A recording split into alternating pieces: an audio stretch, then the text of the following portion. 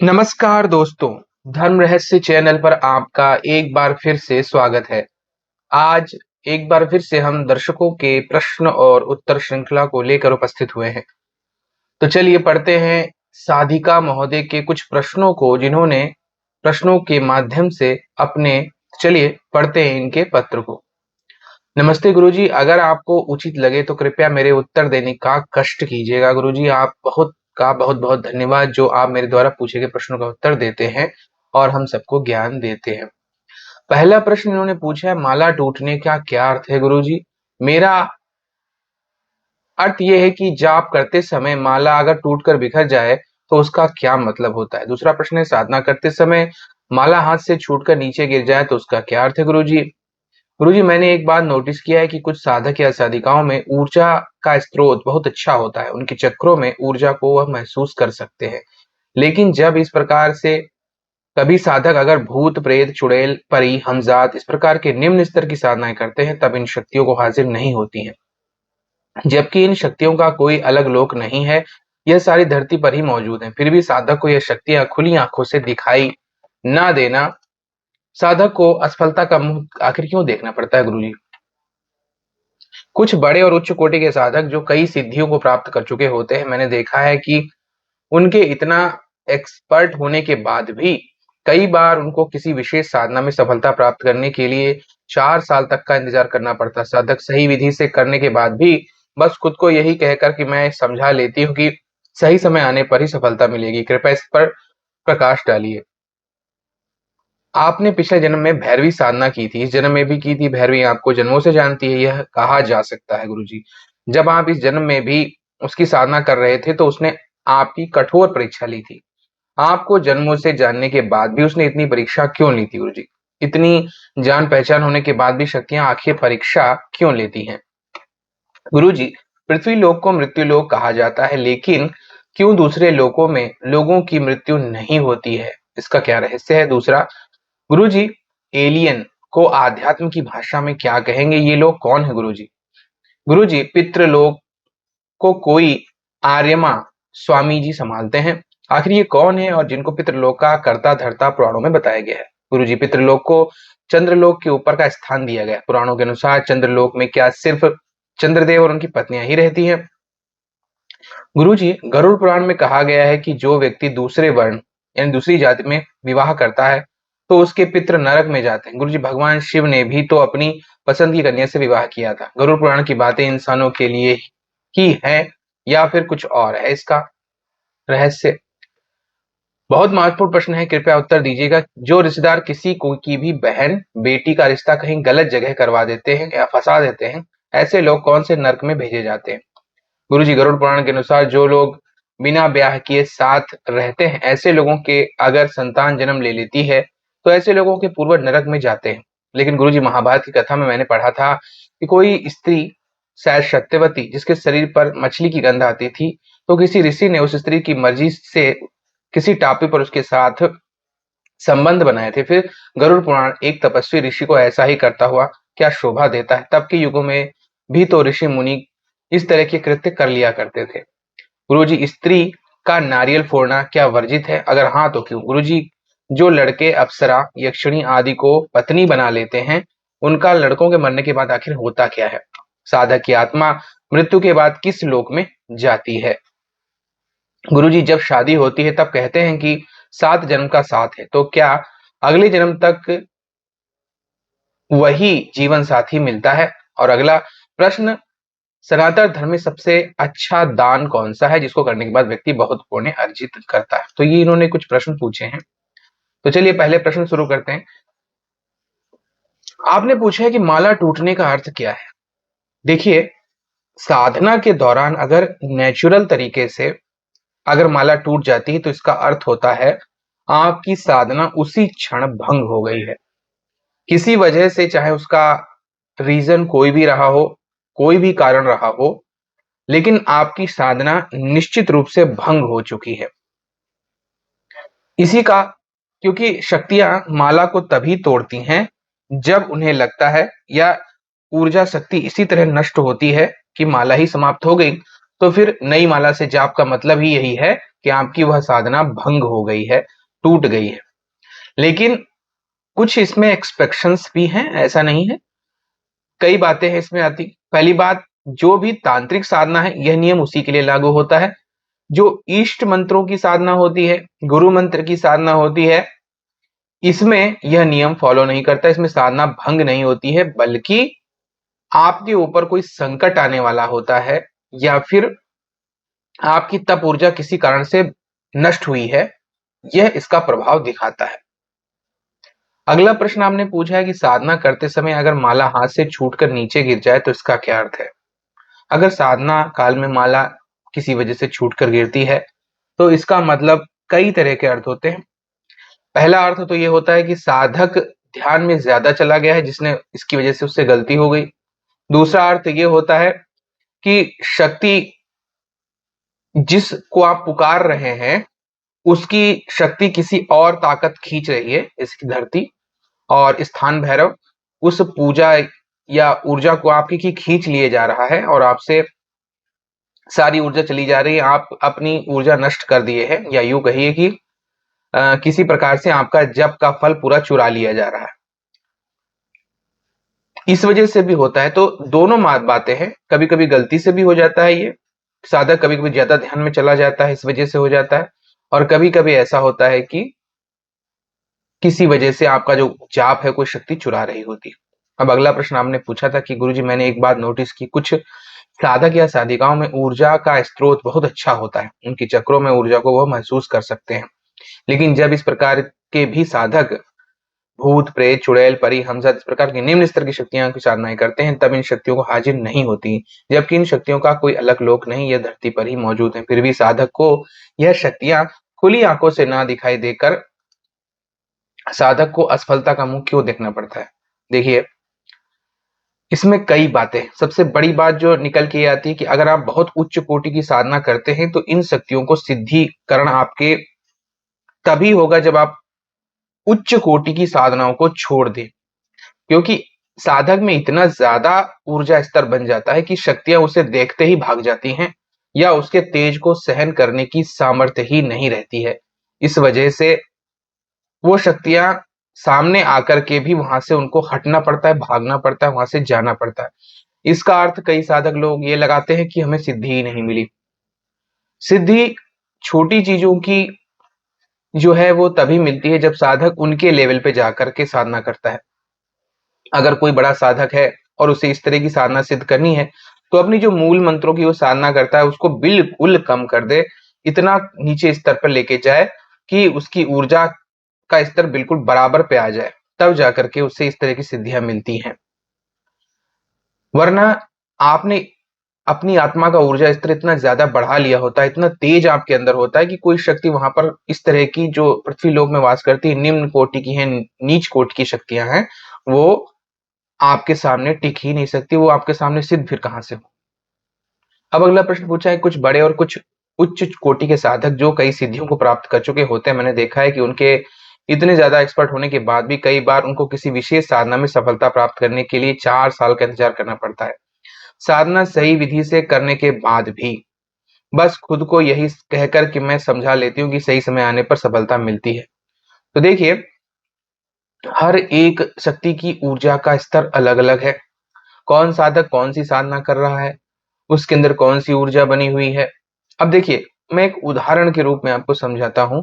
कोई हनुमान जी का बहुत ही उच्च कोटि का साधक है और उसने अप्सरा साधना करने की सोची या यक्षिणी साधना करने की सोची। ऐसे में उसे 4 साल की तो बात छोड़ दीजिए, 20 साल भी लग सकते हैं सिद्धि प्राप्त करने में, क्योंकि जिसके अंदर पहले से ही हनुमान तत्व मौजूद है, उनकी ऊर्जा मौजूद है, उस ऊर्जा का सामंजस्य बिठाने में उस शक्ति को कई वर्ष लग जाएंगे। वो सामने होगी लेकिन वो आ नहीं पा रही होगी, क्योंकि एक ब्रह्मचारी की ऊर्जा और एक भक्त की ऊर्जा का जो स्तर है वो अलग तरह का है, और उस स्तर तक बनने के लिए उस शक्ति को अलग ही शरीर। इसीलिए कहा जाता है कि अगर आपको इस तरह की साधनाएं करनी है तो आप भैरव, भैरवी, भगवान शिव, माता की शक्तियों की साधना कीजिए पहले से, या उनका मंत्र गुरु मंत्र के रूप में लीजिए, ताकि उनकी ऊर्जा और इनकी ऊर्जा एक साथ मिलने में उतना समय नहीं लेगी जितना कि बहुत लंबा समय लेना पड़ जाता है। लेकिन फिर भी शक्तियों को उस स्तर तक पहुँचने के लिए या उसकी आराधना करते हुए उसको आप जब ऊर्जा देते चले जाते हैं, पूजा उसकी करते-करते, तो उसकी ऊर्जा का स्तर जब बहुत ज़्यादा बढ़ जाता है और वो लेवल पे आपके आती है, तभी आपको पूरी सिद्धि मिलती है, इसीलिए समय लगता है। अब अगला प्रश्न पूछा है कि पिछले जन्म में भैरवी साधना की, इस जन्म में भी आपने की। जब वो पिछले जन्म में आपको जानती थी, तो इस जन्म में आखिर उसने आपकी इतनी परीक्षा क्यों ली? देखिए, ईश्वरीय ज्ञान के हिसाब से जो भी ज्ञान है, जन्म के बाद वो समाप्त कर दिया जाता है। इसीलिए आपने अगर इस जन्म में पीएचडी भी कर रखी हो, तो अगले जन्म में आपको कक्षा 1 से शुरुआत करनी पड़ेगी और फिर पीएचडी करेंगे। यही ईश्वर का नियम है। इसलिए इस जन्म की जो ज्ञान है, अगले जन्म में आपके पास नहीं रहता है और इसीलिए ईश्वर भुला देता है ताकि संसार में इस संसार के जो चक्र में प्राणी सदैव फंसा रहे, जब तक कि स्वयं वो कोशिश ना करना चाहे कि मैं यहाँ से निकल जाऊँ। तो चाहे मैंने कुछ भी कर रखा हो, अगले जन्म में मुझे वो सब कुछ करना पड़ेगा क्योंकि वो फ्रेश है। जैसे कि नया प्रोडक्ट बनाते हैं तो वो नई चीज़ों से मिलके बनता है और उसके सारे नियमावली अलग तरह की होती हैं। इसी तरह से आपका जो बार-बार जन्म हो रहा है, तो आप फ्रेश बन शरीर लेकर जब पैदा होते हैं, तब आपके साथ पिछला जो कुछ भी होता है, वो सब हटा दिया जाता है। आपका सारा ज्ञान खत्म कर दिया जाता है और उन शक्तियों को भी सीधा-सीधा एक प्रकार से ऑर्डर दे दिया जाता है कि पिछले जन्म में चाहे आपने कुछ भी कर रखा हो, इस जन्म में आप उनके साथ वही व्यवहार करेंगे, जो एक नए साधक या नए व्यक्ति के साथ किया जाता है। अगला प्रश्न है गुरुजी, पृथ्वी लोक को मृत्यु लोक कहा जाता है, लेकिन क्यों? दूसरे लोकों में लोगों की मृत्यु क्यों नहीं होती है?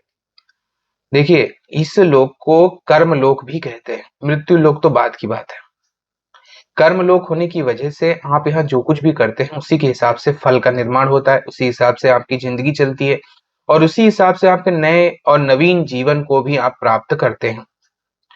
लेकिन करने की पूरी छूट ईश्वर के द्वारा दी गई है। आप कुछ भी कर सकते हैं यहाँ पर। आप गलत से गलत काम कर सकते हैं, ईश्वर नहीं रोकेगा। अच्छे से अच्छा काम करेंगे, तब भी ईश्वर नहीं रोकेगा।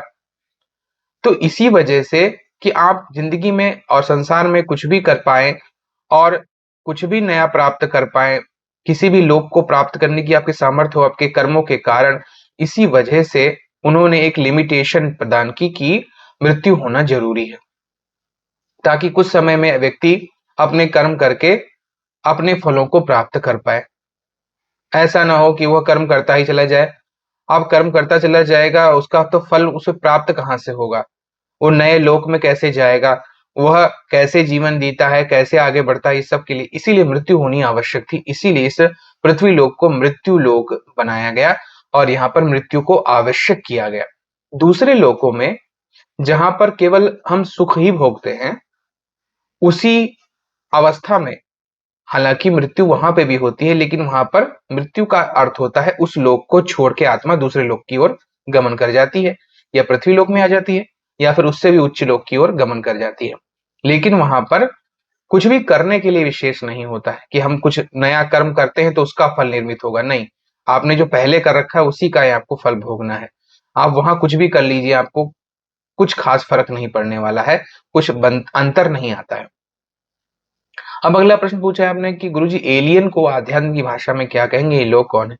देखिए, एलियन जो कॉन्सेप्ट है ये विदेशी है और इसका मतलब है परग्रहवासी, यानी जैसे हमारी धरती पर हम रहते हैं मनुष्य, इसी तरह दूसरी धरती पर कोई दूसरे तरह के प्राणी रहते हैं और ये परग्रहवासी जो हैं, इनको आप मृत्यु लोक का प्राणी भी मान सकते हैं, क्योंकि अगर वो रह रहे हैं तो निश्चित रूप से सांस लेते हैं, अगर भोजन करते हैं, जैसे हमारे पृथ्वी के नियम हैं, उसी तरह अगर उनके नियम भी हैं, तो वो भी मृत्यु लोक के प्राणी ही माने जाएँगे।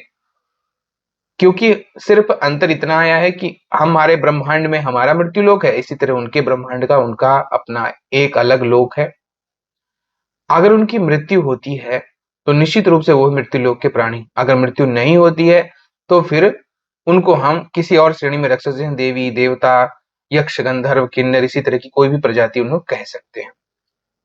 अगला प्रश्न पूछा है कि पितृलोक के स्वामी आर्यमा कौन है और पुराणों में इनका वर्णन किया गया है। देखिए,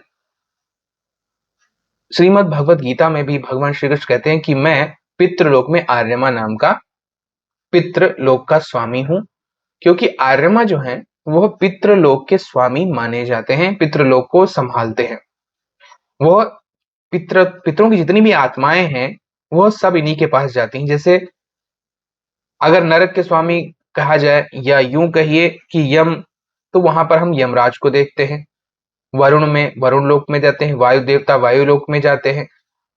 अलग अलग लोकों के हिसाब से इंद्र जो है वो सभी देवताओं के स्वामी है, देवताओं को संभालते हैं।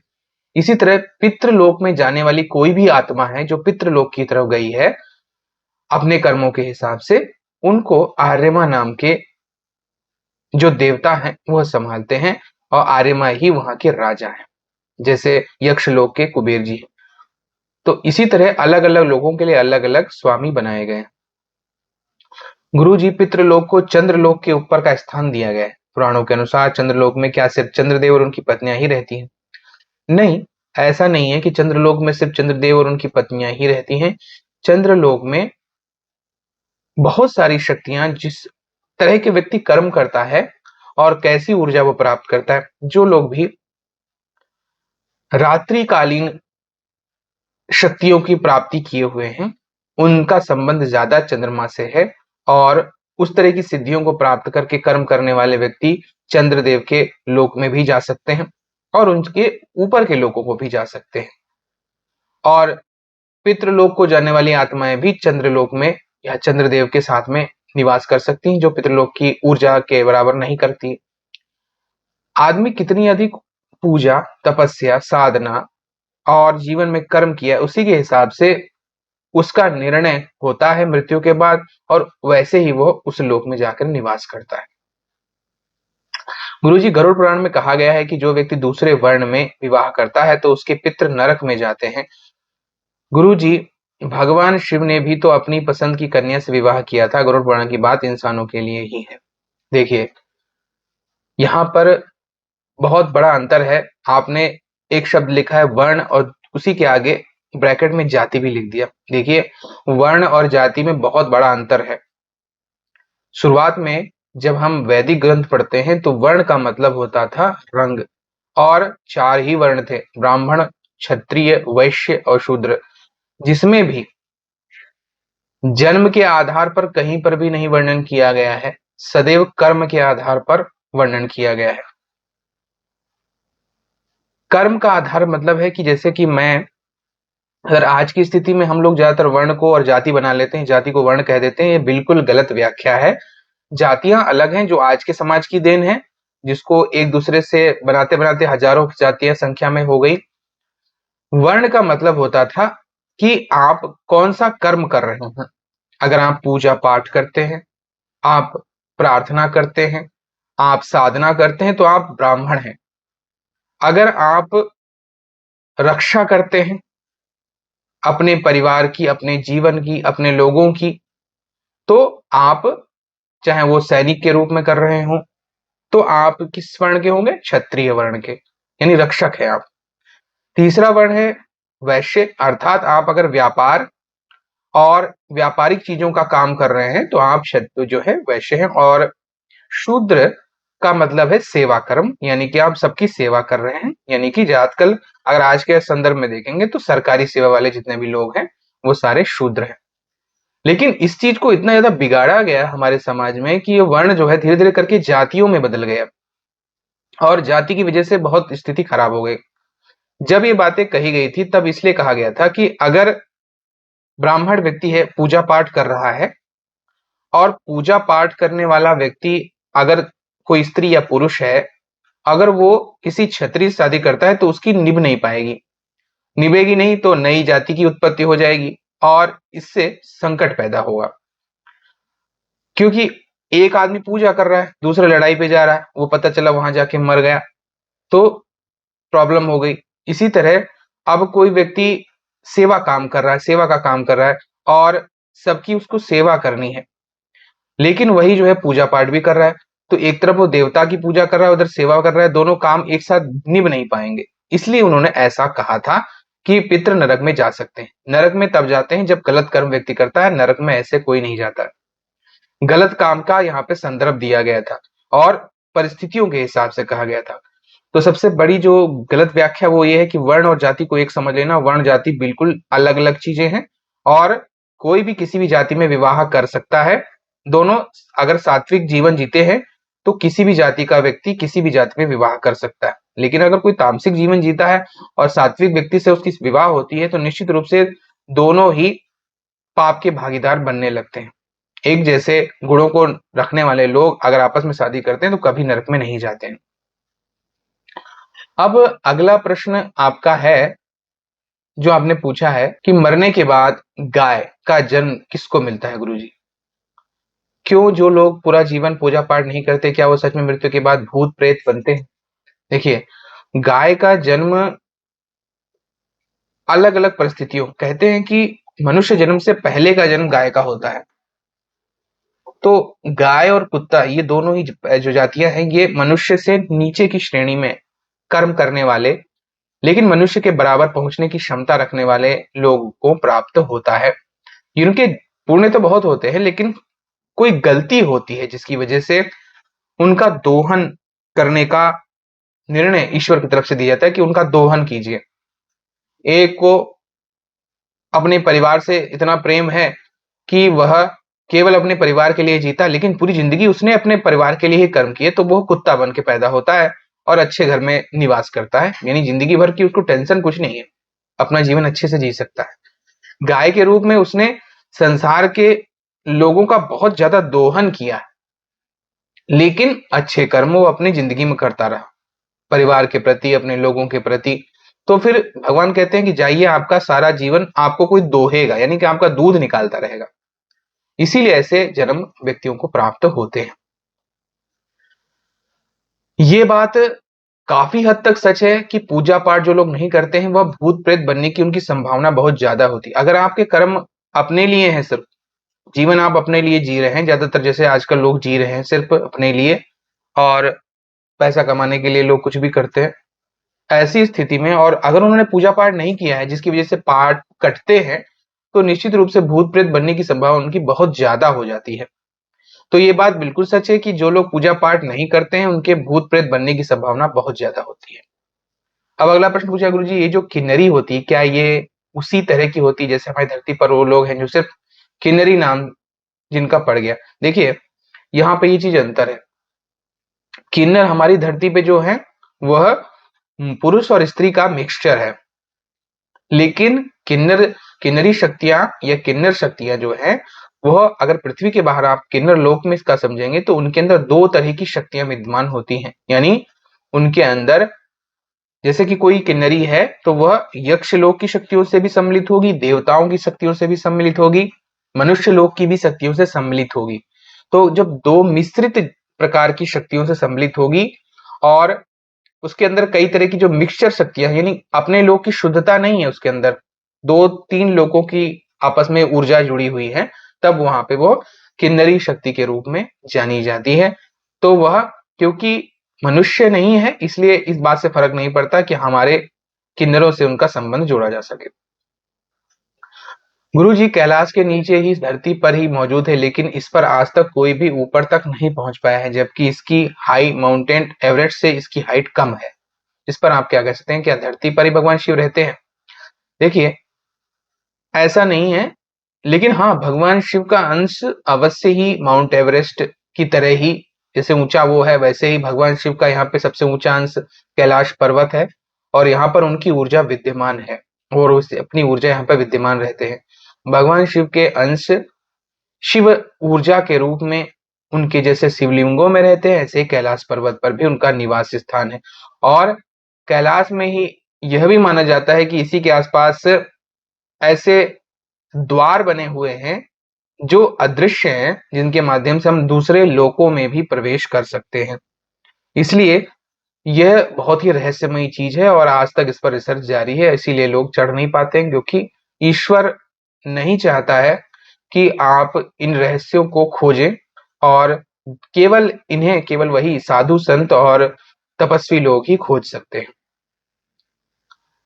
गुरुजी, दुर्गा सप्तशती भाग 2 में आप क्या जानकारी लेके आएँगे और ये कब आएगी? देखिए, इस पे मेरी कोशिशें जारी हैं, लेकिन कुछ बार-बार ऐसी परिस्थितियाँ उत्पन्न हो जा रही हैं जिसकी वजह से मैं पुस्तक को पूरी तरह से नहीं लिख पाया हूँ। लेकिन जब भी आएगी आप लोगों को अवश्य बताया जाएगा और आपके लिए एक मील का पत्थर ये साबित होगी। जो लोग गुरु मंत्र और माता शक्ति का जाप करते हैं या उनके किसी भी रूप को जपते हैं, क्या यमराज ऐसे लोगों से डरता है? ऐसे लोग कौन से लोक को प्राप्त करते हैं? देखिए, मैं पहले ही बता चुका हूँ इस मामले में कि गुरु मंत्र और माता शक्ति का जो जाप है, अगर व्यक्ति पूरी जिंदगी करता है, तो संसार में ऐसा हो ही नहीं सकता। पापी से पापी व्यक्ति भी अगर माता को समर्पित करता है, तो उसके पाप नष्ट हो जाते हैं और उसे स्वर्ग की प्राप्ति होती है।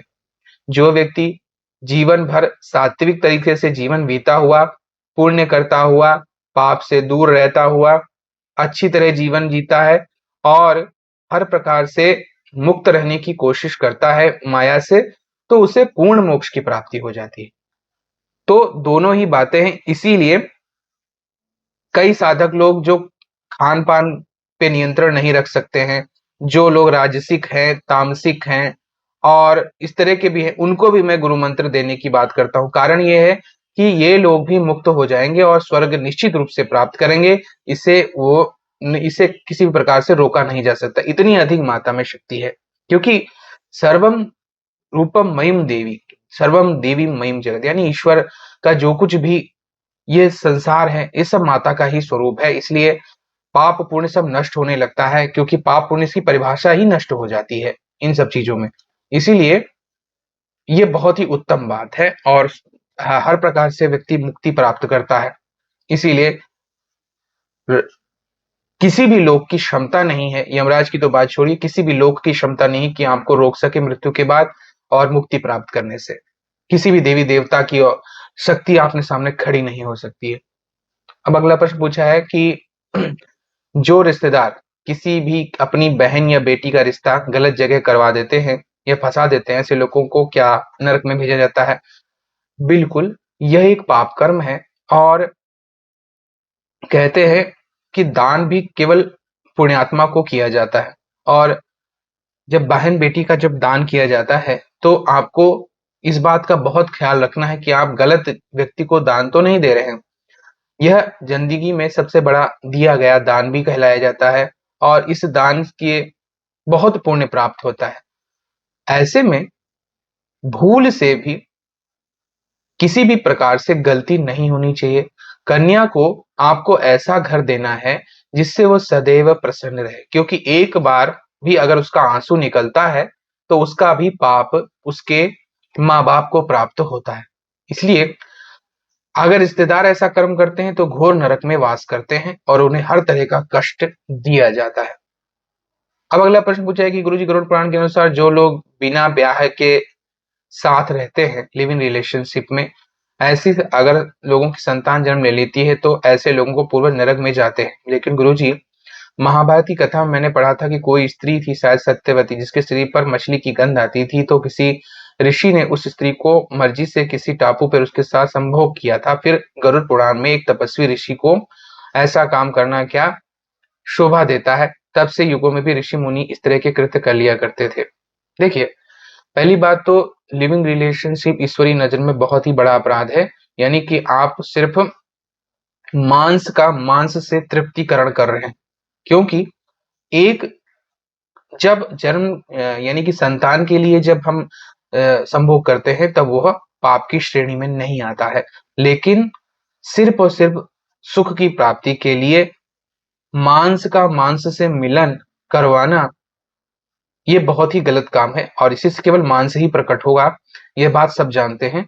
तो यह इसीलिए पाप की श्रेणी में आ जाता है और जब विवाह कर लिया जाता है तो भगवान शिव, माता पार्वती का, भगवान राम, माता सीता का आशीर्वाद प्राप्त हो जाता है, इसलिए तब किया गया शारीरिक संबंध पाप की श्रेणी में नहीं आता है।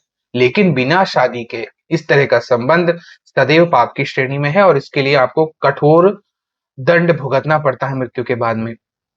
रही बात ऋषि मुनि का किसी स्त्री के साथ संबंध बनाना, तो याद रखिए काम ने बड़े बड़ों को पराजित किया है। काम शक्ति ऐसी चीज है जिसने किसी को नहीं छोड़ा, और बड़े से बड़े देवी देवता, यहाँ तक कि ब्रह्मा जी को भी इसकी वजह से बहुत ज्यादा उनकी जो है संसार में आलोचना हुई, और इसी वजह से ब्रह्मा जी को पूजा भी नहीं जाता है, क्योंकि अपने ही बनाए गए काम देवता के प्रभाव से वह गिर गए थे। तो इसलिए ऋषि मुनि भी काम शक्ति से पराजित हो जाते थे, और इसी वजह से उनको बाद में बहुत ज्यादा उनके साथ बुरा भी हुआ, और उनकी वो और उस कर्म का फल भी उन्हें भोगना पड़ता है। इस चाहे वो कोई भी ऋषि हो, चाहे कितना बड़ा भी ऋषि हो। देखिए आप, छोटी सी बात है कि साधना करते हुए विश्वामित्र जी ने लगभग लगभग नए ब्रह्मांड यानी नए स्वर्गलोक की रचना शुरू कर दी थी, और सिर्फ इंद्र ने मेनका को भेज करके उनका तप भंग करवा दिया और उसके साथ शारीरिक संबंध बनाया। जब ऋषि ने, तो उनकी सारी शक्ति चली गई, और वो जो नए ब्रह्मांड की रचना करने के बराबर शक्ति रखता था तपस्वी ऋषि, उसकी शक्ति शून्यता पे पहुंच गई थी। इसीलिए किसी के साथ भी इस तरह का बिना विवाह के संबंध नहीं बनाना चाहिए। अब अगला प्रश्न आपने पूछा है, गुरुजी स्त्री का नारियल फोड़ना क्या वर्जित है? अगर हाँ तो क्यों? वैसे तो समय के हिसाब से चीजें बदलती रही हैं, लेकिन अगर ग्रंथों की बात किया जाए तो स्त्रियों को नारियल इसलिए नहीं फोड़ने के लिए कहा जाता था, क्योंकि नारियल को पिंड का स्वरूप माना जाता है। यानी कि हम स्वयं बलि दे रहे हैं एक जीव की, क्योंकि माता जी ने एक बहुत पहले जब यह वरदान दिया था कि आपको मेरे लिए नर बलि देने की आवश्यकता नहीं है, यह एक गलत प्रथा है।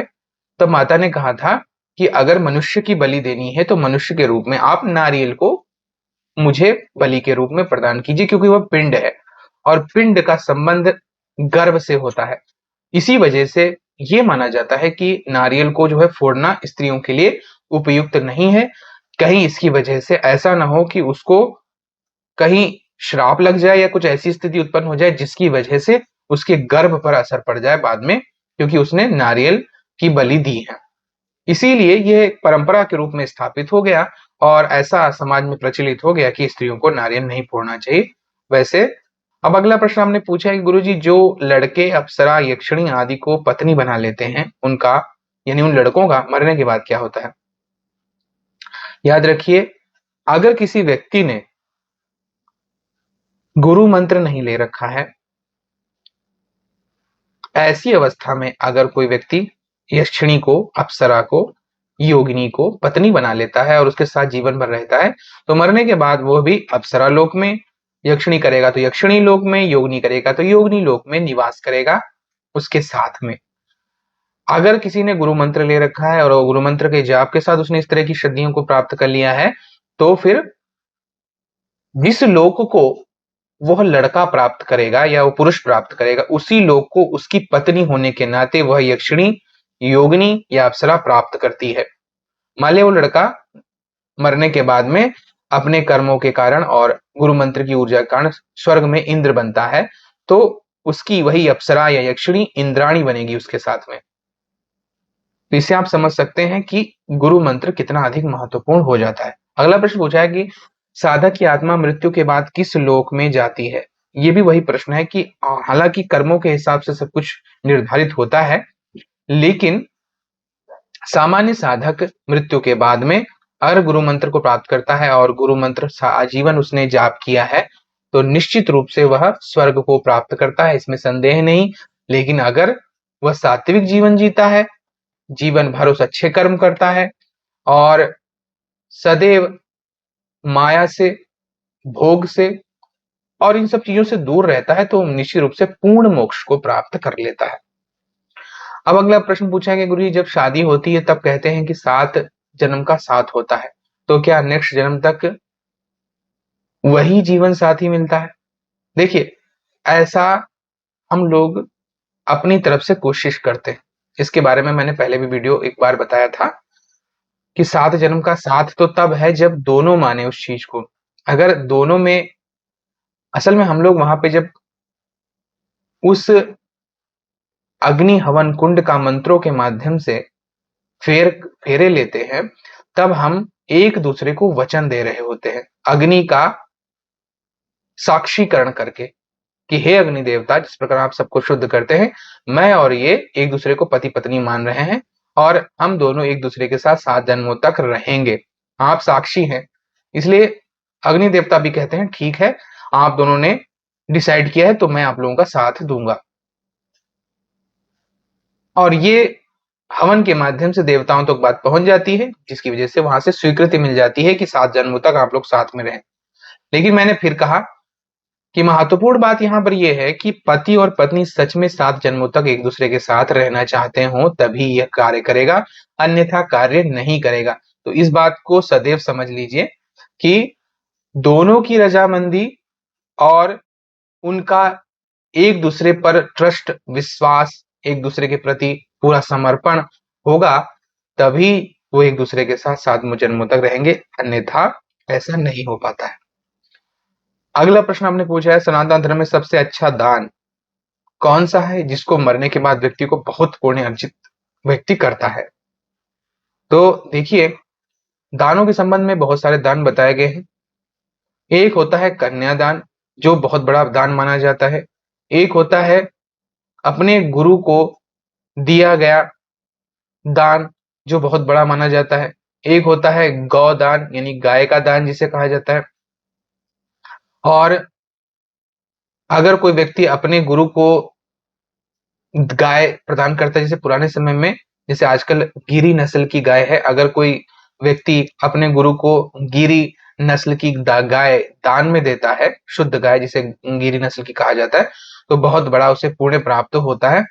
ऐसा हमारे पास पहले से वर्णन आता रहा है और इसे बहुत अच्छा से मतलब कहते हैं कि अत्यधिक पुण्य अर्जित करने वाला यह दान माना जाता है।